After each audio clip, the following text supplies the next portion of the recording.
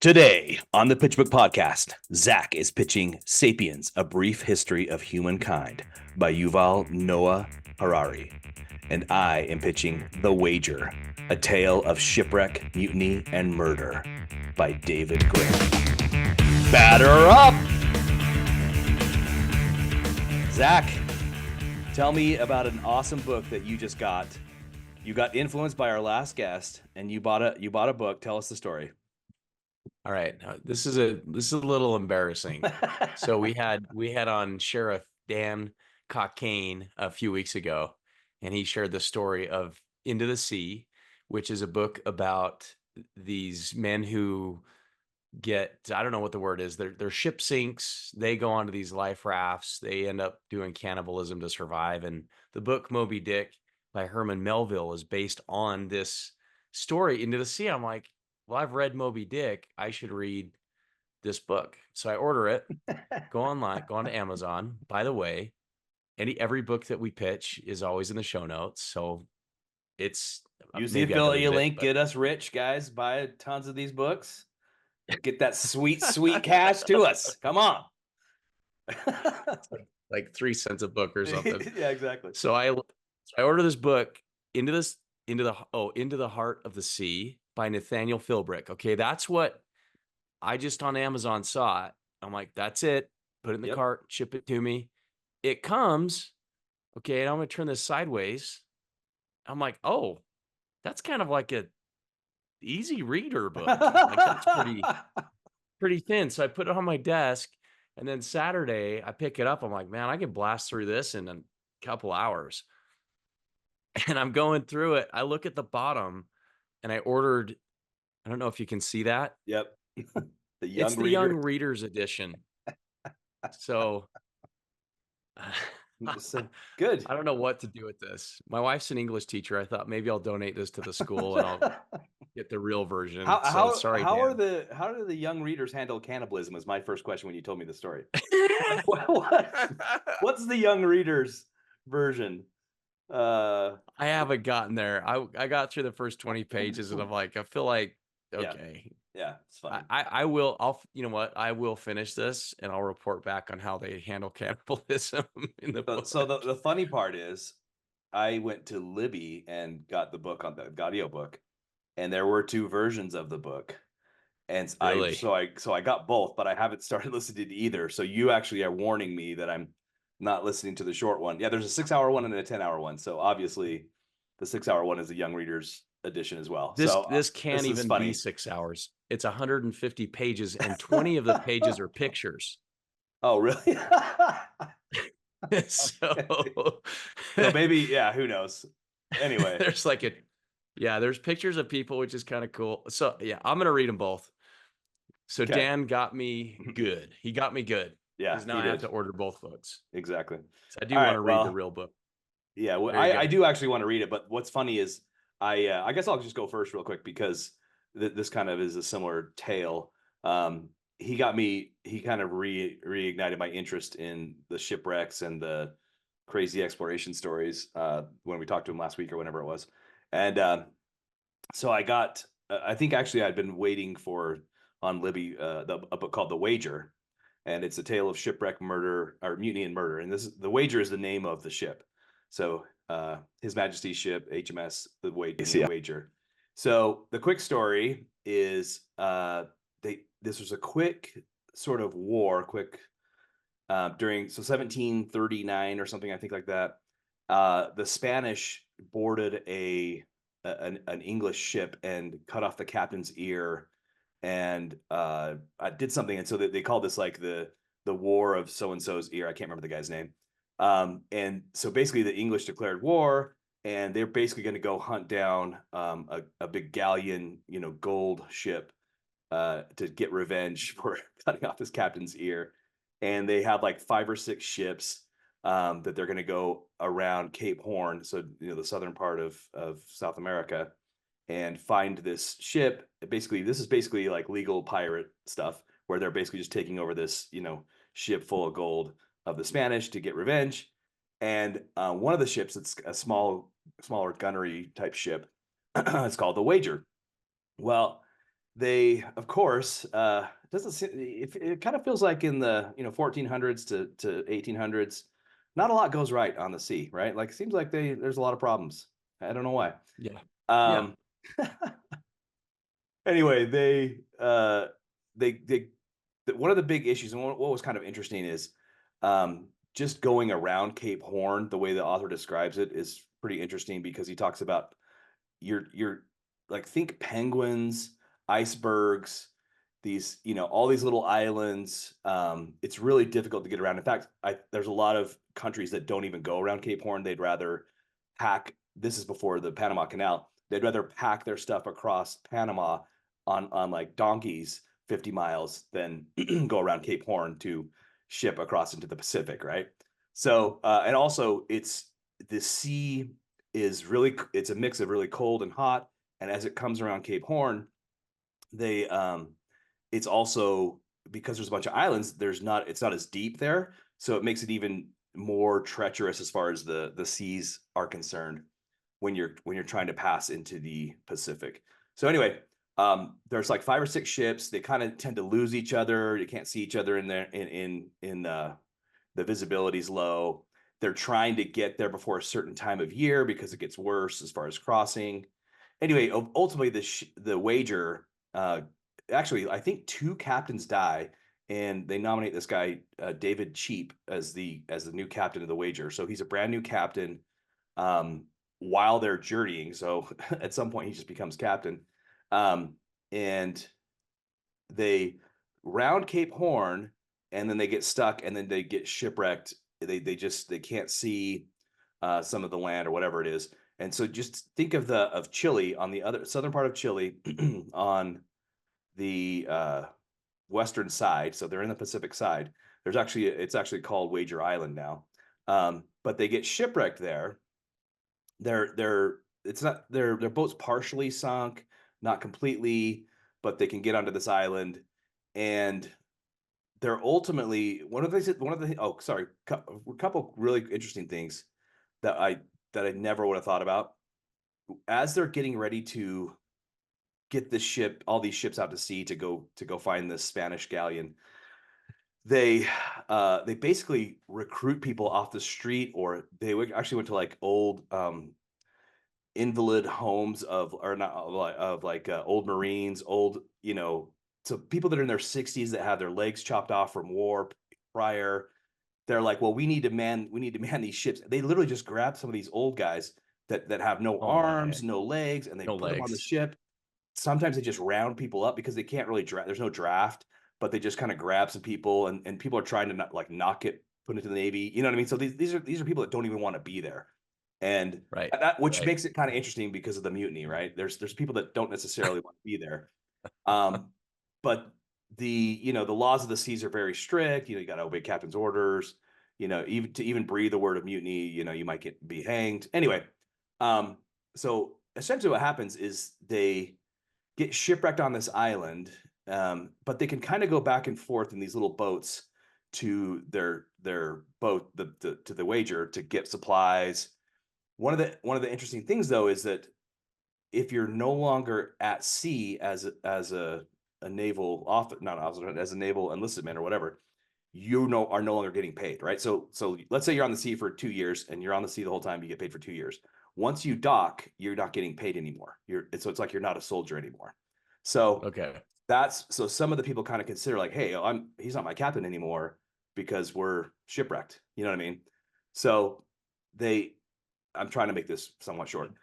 They ultimately kind of split into 2 groups, where one guy who's kind of the uh I can't remember what his title is, but he basically just kind of keeps people in line on the ship, but on the lower docks kind of thing, not like, or lower decks, not the captain.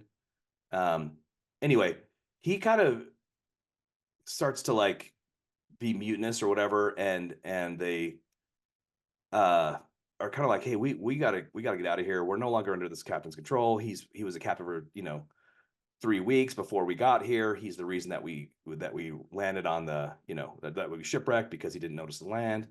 Anyway, they're kind of going back and forth. Some people decide to stay on the ship, um and not even leave it, not even go to the island. And those guys eventually, so they're already kind of being rowdy, using whatever, taking whatever supplies they want on this like half sunken ship. Anyway, so it's kind of crazy. They end up bringing those guys to the island eventually. Ultimately, one day, some guy is arguing with the captain, with Captain Cheap. I think his name's Cousins. And you just hear this gunshot, and the captain shoots Cousins in the head. And nobody knows really why. I couldn't tell why. In the book, I'm like, there's no real reason given. Obviously, he had some issue with the captain, and then the captain then refuses medical treatment. The guy takes 10 days for this guy Cousins to die. And what? So everyone's like, this is crazy. Our captain's losing it. We gotta get out of here. They write up a letter, and it's interesting because everyone's kind of trying to cover their tracks, like by writing these letters in case they're found or whatever. They ultimately obviously want to get back to England, but they basically say, look, admit that you murdered this guy, sign the letter. We're going to take you back to England and try you for murder. And he's like, I'll never sign that letter. You don't know what's going on, whatever. So they ultimately decide, hey, we're just going to leave everybody but like 3 or 4 guys, the captain and these 2 kind of people that remain loyal to the captain, and try to make our way and like basically rebuild a little boat and sail back to England. And they kind of do. They end up like building a boat that's, and the way the author describes it is, it's like completely packed with as much supplies as they can, as many people as can possibly fit into this little boat. And they make it all the way back to Brazil. Okay. These are the guys that the are mutinous guys, mutiny guys. Yeah. They're like, we're out of here. Yeah. We're out of here. Ship. Oh, and, wow. And when they get to Brazil, they're like, guys, they don't really tell anything about the mutiny. They just tell the Portuguese in Brazil, hey, we got shipwrecked trying to chase the Spanish. We need to get home. And they're just completely destitute. Like people are, it's just crazy. So eventually these guys, I don't remember how many, they make it back to England, right, with the help of the Portuguese. And they kind of, meanwhile, they're kind of writing their story, like, here's what happened, blah, blah, blah, never expecting to see Captain Cheap again, right? Well, Captain Cheap and his couple of loyal followers end up kind of getting some help from some local natives that were like seafaring people. It's actually kind of interesting, some of the cool things that they do. They didn't even wear, they'd wear like, they wouldn't wear a lot of clothes, but they're down in like Patagonia in this horrible weather, but they would use like whale fat to stay warm. They'd rub whale fat on them and stuff. And it was super interesting. Oh yeah. Yeah. They get some help. They end up finding, they end up kind of like going up through Chile and kind of walking across land or something. I actually didn't fully understand. Because I think they found a boat around on the other side in Chile. Okay. In Chile. And just to give people perspective, the distance from Cape Horn to Antarctica is 400 miles. Yeah, that's how cold it is. It's, when you look at it on a map, you think, oh, it's kind of far away, but it's really not that far. Like South America is. Yeah, there's penguins in that part of Chile and stuff. It's crazy. And you said that, I was like, there's penguins in South America, but it's only 400 miles.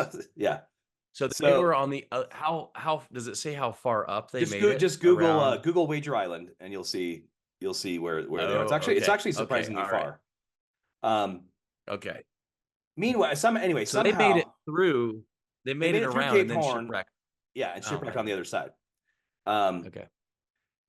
Meanwhile, the other ships that were going after the Spanish galleon end up finding it, and they actually kind of get tired of it. They stop in the Philippines, and they're like, let's not bother with this. But ultimately, the captain of that ship says, you know what? We're going to find the Spanish ship. We're going to do our mission.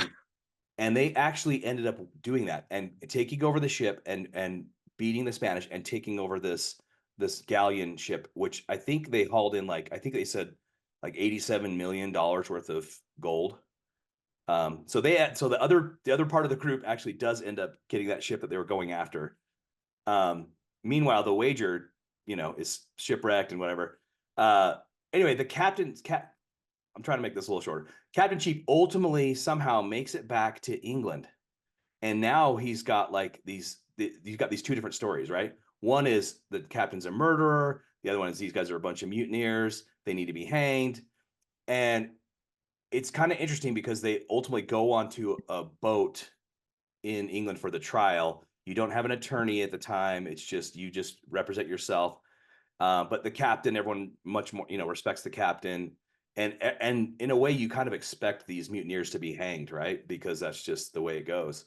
Well, ultimately, it seems like after all this time, and it's been like 8 years or something, but they've been shipwrecked, and by the time that the captain gets back, they ultimately just say what they ultimately, it seems like the Navy, all they want to do is find out why did the wager shipwreck, like what happened and who's at fault for making it shipwreck.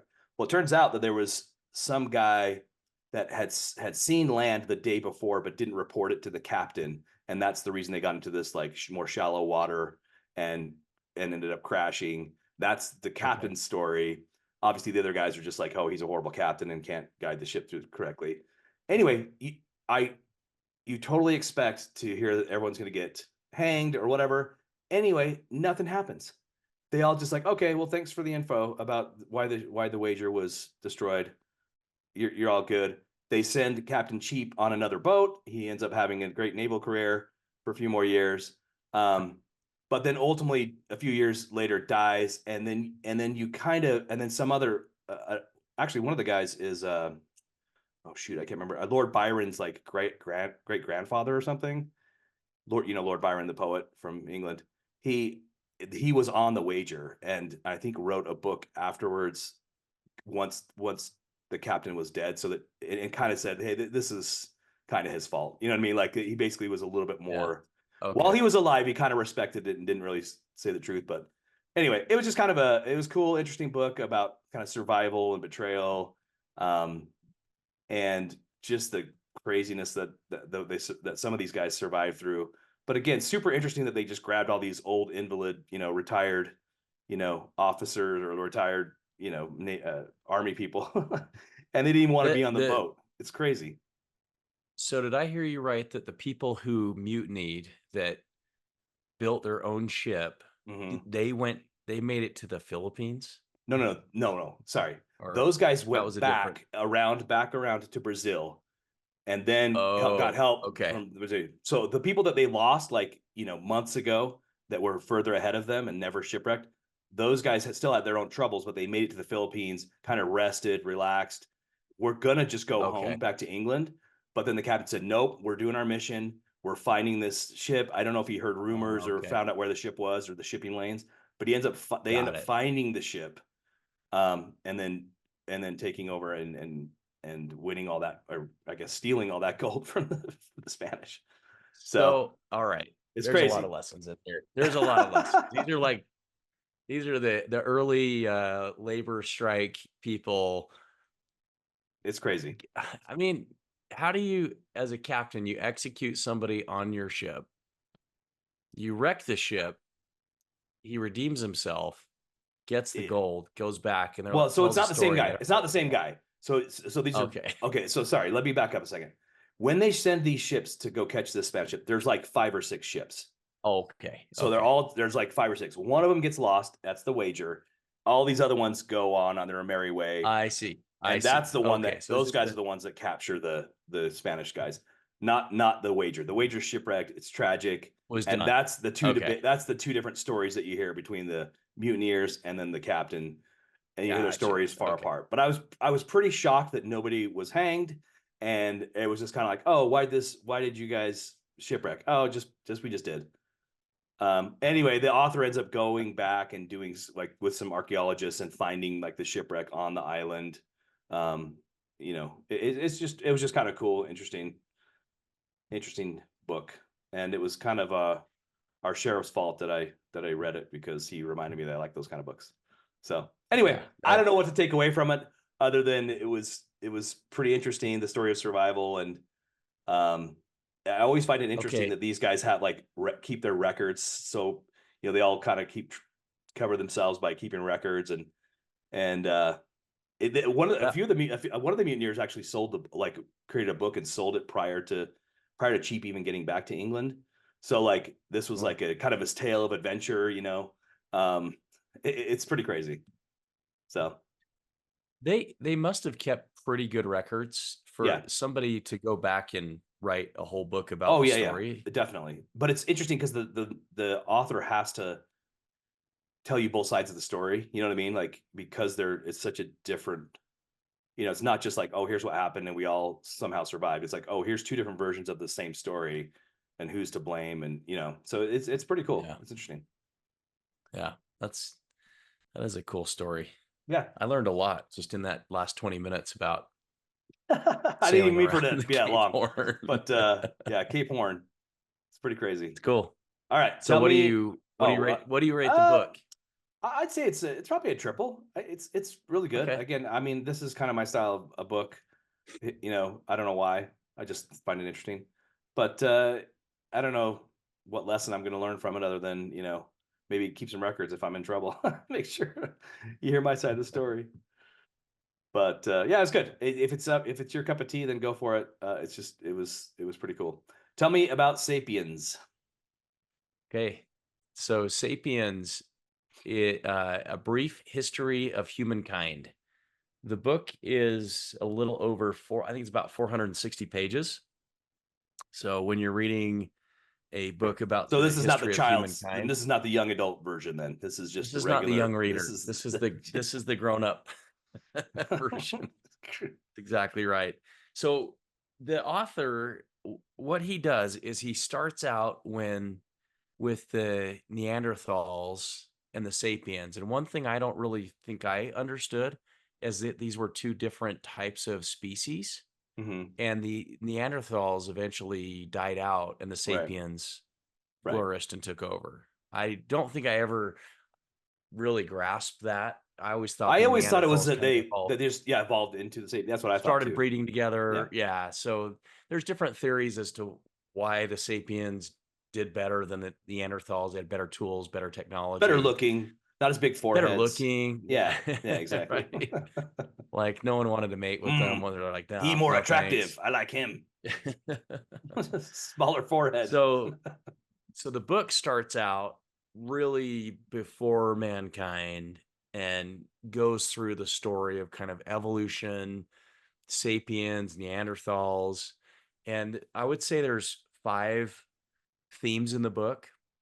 So he starts off talking about the cognitive revolution. And something I hadn't really thought about is humans are the one species on the planet that ask questions. I saw a video somewhere that said of all the chimpanzees that can do sign language and we're like, oh, they're so smart, they're so intelligent, they can sign. Not one time has a chimpanzee ever asked a question, Right. right? Like Yeah. I never thought to even think of that question, but I thought that's a really good point. But humans do. Humans do ask questions and they iterate. And so you have this cognitive revolution, what he calls about 70,000 years ago, which allows humans to develop complex languages, have abstract thinking, and unprecedented levels of cooperation. So that's like the first part of the book is the genesis of sapiens. He then goes into this idea that did we did we harvest wheat or did wheat harvest us? Like once we Mhm. figured out that we could grow farms instead of living from cave to cave and hand to mouth and hunting every day, he talks about how our minds are designed to get fulfillment out of that kind of lifestyle. And I'm sitting here in my AC controlled house thinking, I don't think so. That's not something I'm interested in doing. But he talks about how that was life until they figured out how to farm. And then once they figured out how to farm, now you have something you become stationary that you defend, you start to build societies and cooperation and currencies and religions. but really talks about how wheat domesticated humans. So Mhm. we uh, stopped traveling around and moving from one area to the other, and we Right. started to kind of establish territories where prior to that, we Sapiens didn't really do that. So it's kind of Sure. interesting. Yeah. And as you go through the book, if you are more of a religious mind, there are things that he says in the book that are kind of annoying. You get the sense that he's more on the Mhm. atheist track. So Sure. as you're reading, you're like, oh, I don't know, like that's kind of, your thought on how things are. But I think he really just tries to take a purely scientific Sure. approach to writing the book. So I just tried to read the book through that prism. So you have the agricultural revolution about 12,000 years ago, and that dramatically alters human societies, leading to population growth, establishment of cities, and development of hierarchies and private property, all of that stuff. That's when that begins. Mhm. What we would probably recognize as a civilization. Um, the third theme of the book is the unification of humankind. So we begin to have trade, empires, religions, the spread of ideas. So he talks about how you start to have um, people having their belief systems that help them to unify. So you can unify with people you don't know, but you both believe kind of a common thing. So Hmm. if you believe the same religion, then you assume that this person is kind of like you, even though you Right. don't know them. Does that make sense? Yeah. Makes sense. And in that way, civilizations are able to get larger and larger. So, one quote from the book, I'm going to read this, and I wanted to get your thoughts on this. He says, this is on page 116. He says, around 8500 BC, the largest settlements in the world were villages such as Jericho, which contained a few hundred individuals.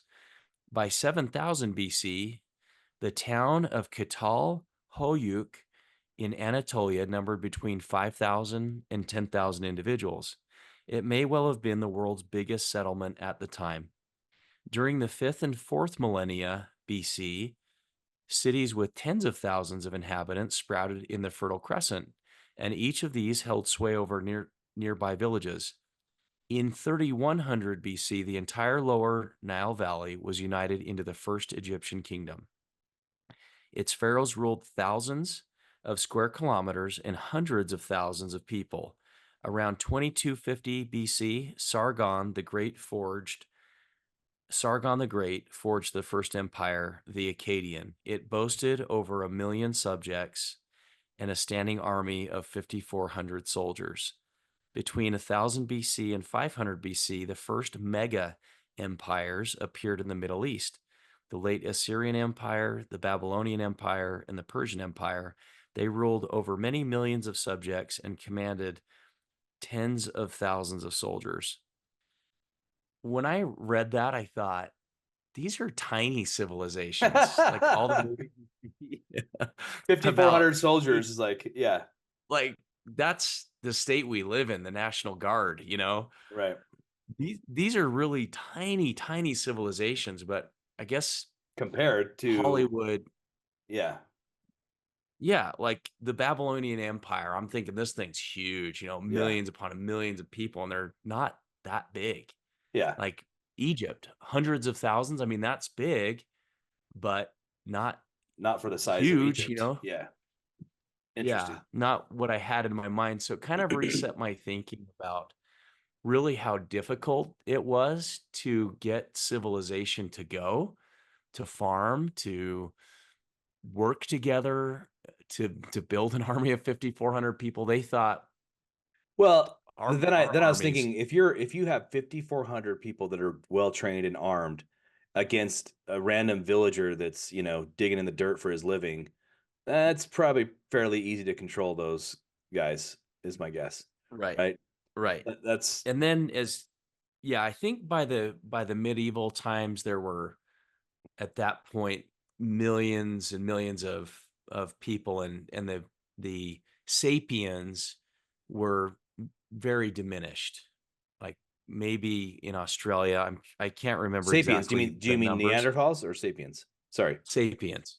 Yeah. Just people that are like we'll say foragers, people that are still foraging, hunting Gotcha, for gotcha. food. They're not Hunter farming. gatherers, hunter gatherers. Got it. Hunter gatherers. Yeah. Like that's still going on at the same time. So when you read about Columbus, so the hunter gatherers were in North America, in Australia, Yeah.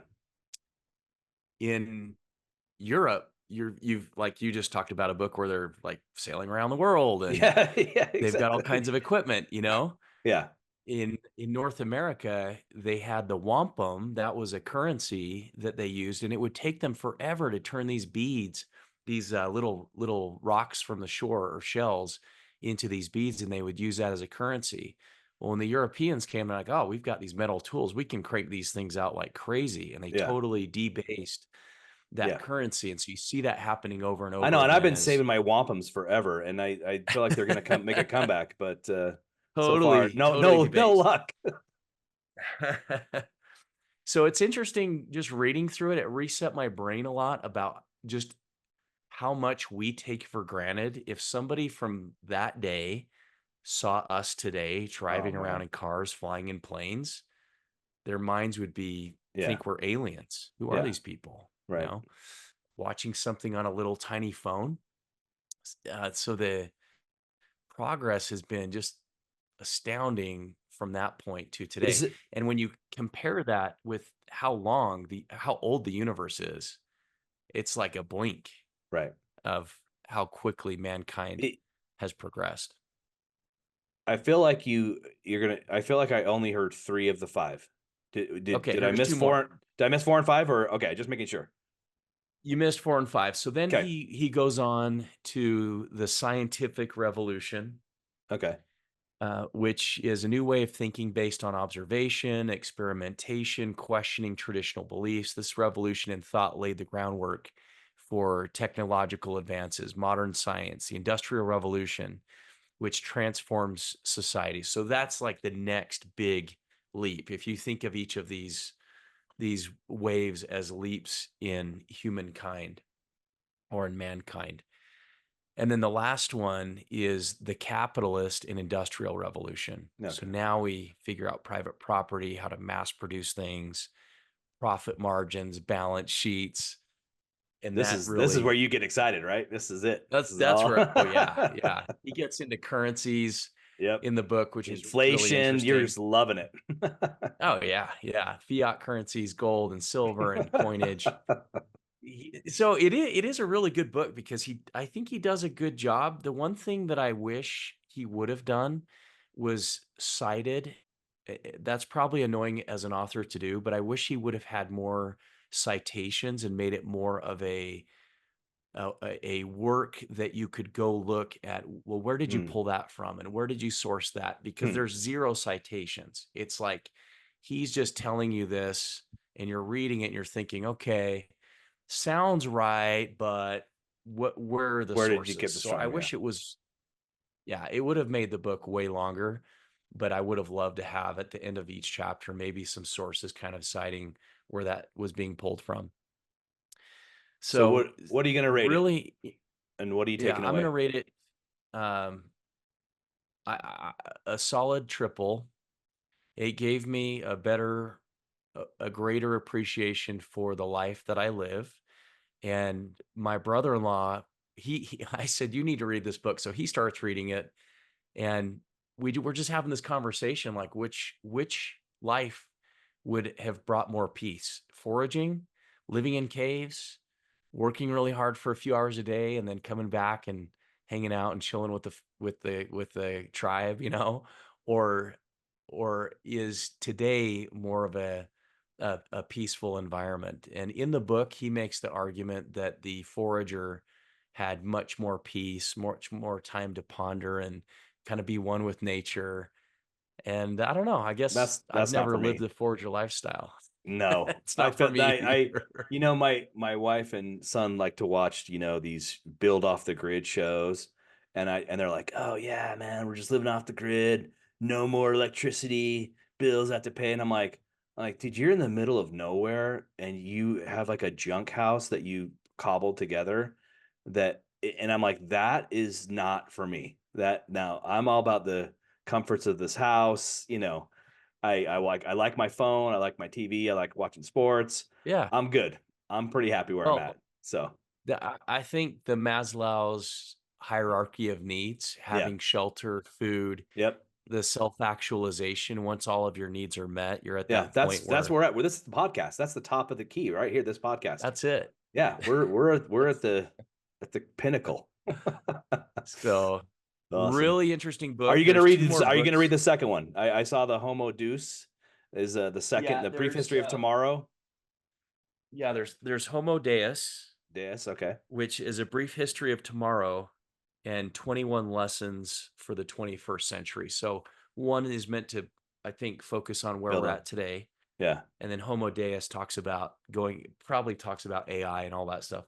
I Yeah. will read them just so I can get a complete framing for the author and how he thinks about things.